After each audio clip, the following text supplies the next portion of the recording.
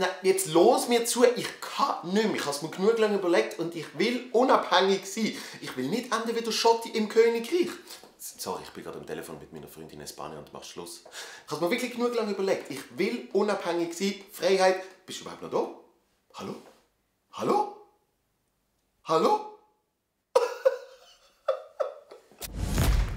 So haben die Katalanen am Dienstag gejubelt, wo der Regionalpräsident Puigdemont die Unabhängigkeit ausgerufen hat. Und 8 Sekunden später haben sie es so ausgesehen.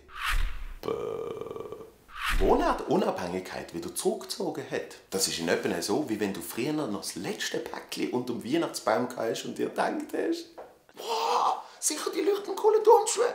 Oder vielleicht sogar ein Gameboy. Und dann...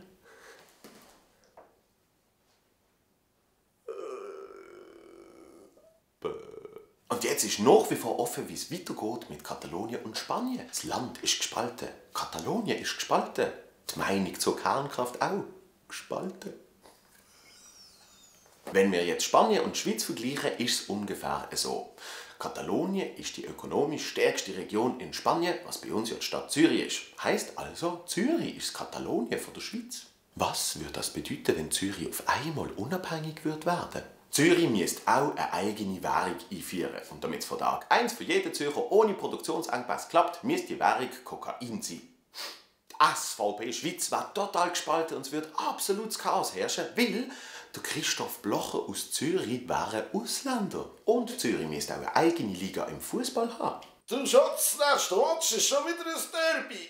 Die Schweiz wäre auf der Arroganz-Skala in der Weltrangliste um 30 Plätze auf einmal weiter hinten. Wer weiß, vielleicht wird Zürich oder Katalonien tatsächlich mal ein unabhängiges Land. Bis dahin wünsche ich allen Separatisten, egal wo auf der Welt, viel Erfolg, Gesundheit und einen guten Putsch ins neue Jahr.